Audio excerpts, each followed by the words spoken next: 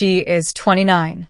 She has a corner desk at a mid-size firm, a planner full of color-coded goals, and a group chat that has been the same 5 women since sophomore year of college. Every Friday night, the group chat lights up the same way. Drinks at 7. Vent about work. Vent about men. Vent about money. Repeat. And every Monday morning, she wakes up feeling exactly the same as she did the Friday before. Not worse. Just stuck. Frozen in a version of herself she outgrew 2 years ago, surrounded by people who still talk to her like she never left. Nobody in that group chat is a bad person.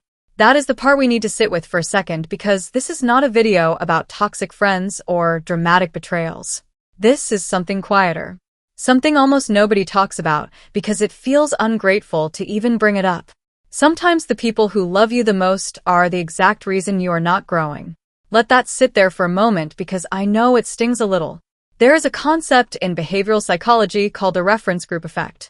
Humans do not evaluate their success in a vacuum. We measure ourselves against the 5 or 6 people we spend the most time with.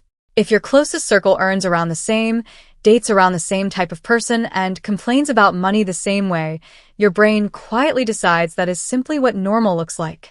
Not because it is true, because it is familiar. And familiar feels safe, even when it is keeping you small. This is the part nobody wants to admit out loud. A lot of women are not ready for this conversation because questioning your friendships feels like betrayal. We were raised to believe loyalty means staying exactly where you are, showing up to every brunch, defending every choice your friends make even when you privately think they deserve better for themselves. Loyalty got quietly redefined as sameness. And sameness is the enemy of growth. Let's talk about Maya for a second. Not a real person, just a composite of 1,000 direct messages this kind of channel gets every week. Maya makes $82,000 a year in Nashville. She is good at her job. She is disciplined with her savings mostly. But every single time, she brings up wanting to invest more aggressively, wanting to ask for a raise, wanting to maybe start a side business, selling the skincare bundles she has been obsessed with since her clean girl aesthetic phase started last spring. Her closest friend Jordan gets quiet. Then Jordan says something like, must be nice, or must be exhausting, always chasing more. Why can't you just enjoy your 20s? Jordan does not mean harm. Jordan is scared. Because if Maya changes, Jordan has to ask herself uncomfortable questions about her own life. And most people would rather keep their friends stuck than face that mirror. This is the emotional economics of friendship that nobody puts in a finance class. Ambition can feel like an accusation to people who are not ready to grow yet. So instead of growing together, the group quietly agrees, without ever saying it out loud, to stay at the same altitude forever. Here is where it gets interesting, because this is not just a friendship problem. It is a financial one.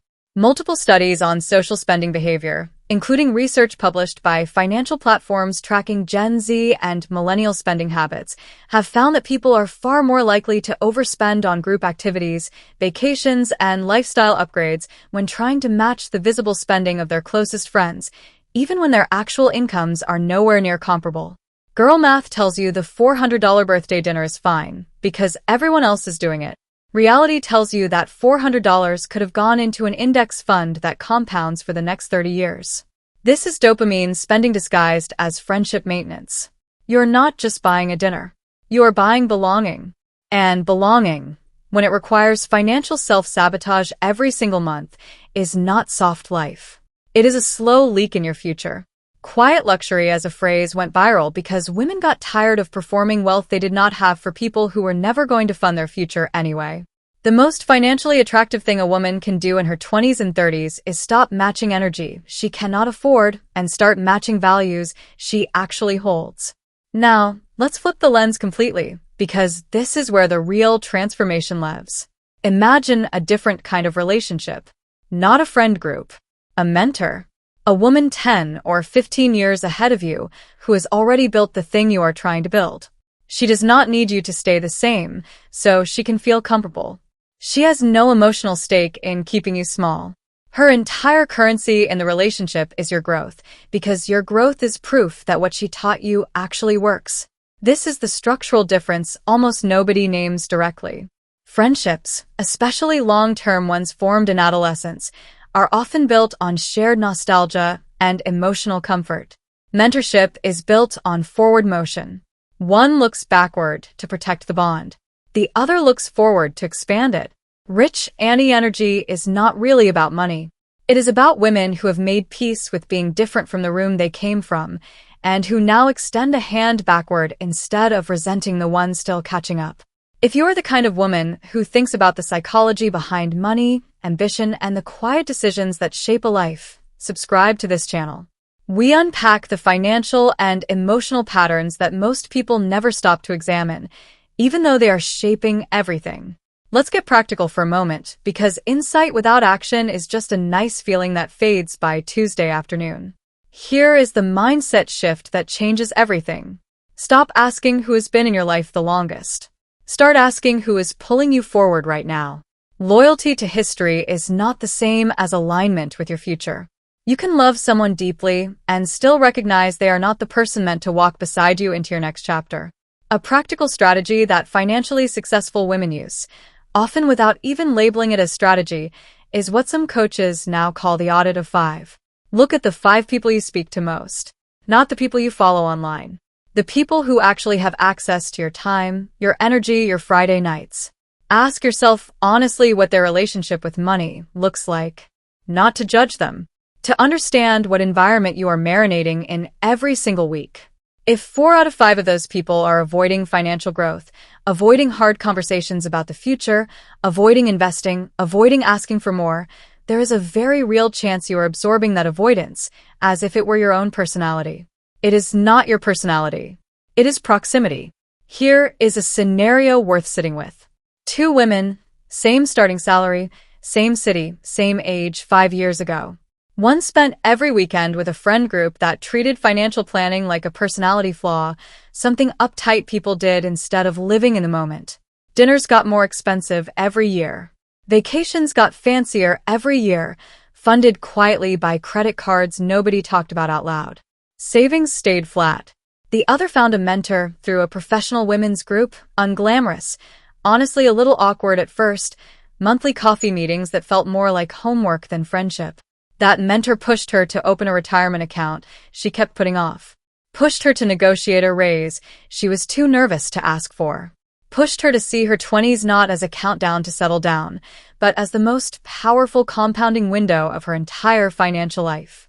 5 years later, these 2 women are unrecognizable from each other, even though nobody around them can quite explain why. It was never about intelligence. It was never about luck. It was about which room they spent their Fridays in.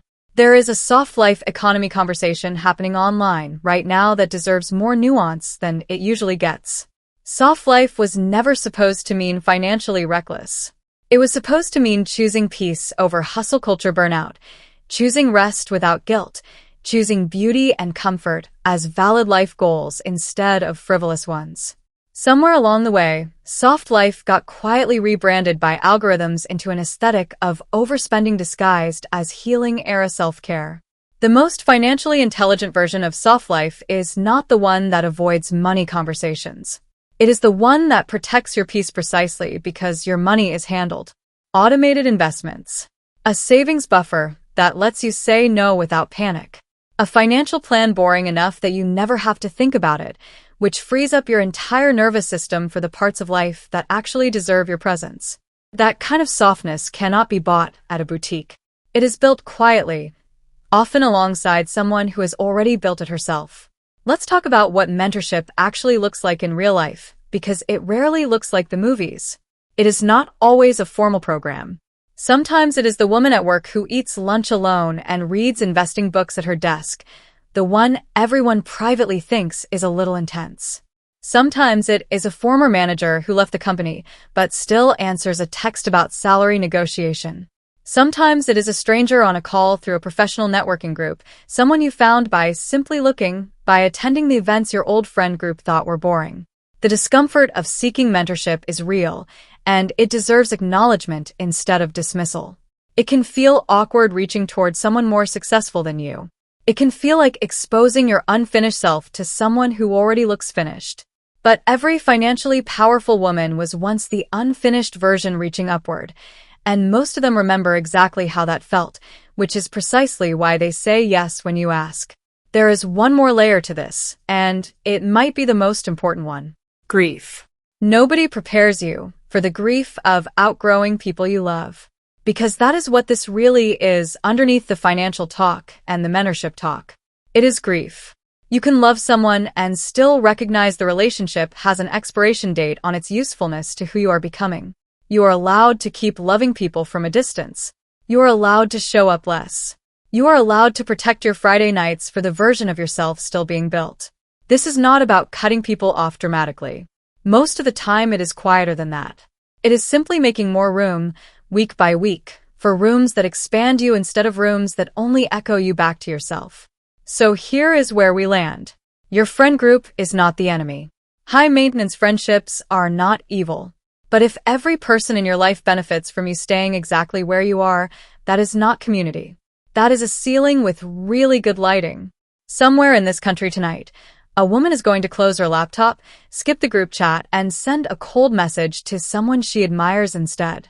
Awkward, uncertain, slightly terrified. And in 5 years, that one message might be the reason her entire financial life looks unrecognizable.